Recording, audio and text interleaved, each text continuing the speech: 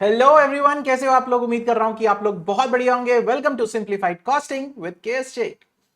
Sir, sir हमें cost दी गई हो और हमें कैसे पता चल सकता है कि वो वेरिएबल कॉस्ट है या फिर फिक्स्ड कॉस्ट है या फिर सेमी वेरिएबल कॉस्ट है। बहुत सिंपल रूल, दो चीजों पर ध्यान रखना है। क्या? पहला कि टोटल कॉस्ट और दूसरा cost per unit.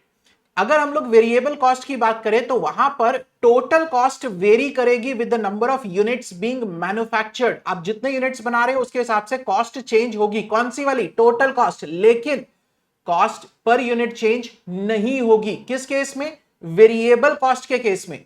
Sir, fixed cost में क्या होगा? अगर वो फिक्स्ड कॉस्ट है तो वहां पर टोटल कॉस्ट जो है वो चेंज नहीं होगी। आप जितने मर्जी यूनिट बनाओ, आप 5,000 बनाओ, 10,000 यूनिट्स बनाओ, लेकिन total cost will not change, but per unit cost will change. तो उसको हम लोग बोलते हैं फिक्स्ड कॉस्ट। ठीक है, फिर से रिपीट कर रहा हूं। वेरिएबल के केस में टोटल चेंज होगी, पर यूनिट चेंज नहीं होगी।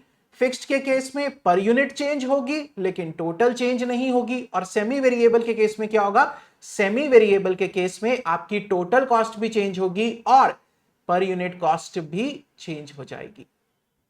सिंपल था, लेकिन काम आएगा क्वेश्चंस में। कहीं ना कहीं क्वेश्चंस में जरूर काम आ सकता है, जहां पर आपको आइडेंटिफाई करना जरूरी हो कॉस्ट को, क्योंकि सेमी वेरिएबल कॉस्ट का एज सच ट्रीटमेंट नहीं होता। सेमी वेरिएबल कॉस्ट को हमें डिवाइड करना पड़ता है into variable and fixed cost. उम्मीद करता हूं कि याद रहेगा और अपने दोस्तों के साथ शेयर कर देना। और अगर ऐसे ही इंटरेस्टिंग वे में कॉस्टिंग सीखनी है तो join our regular batches from our website www.kscteaching.org। See you guys, bye bye.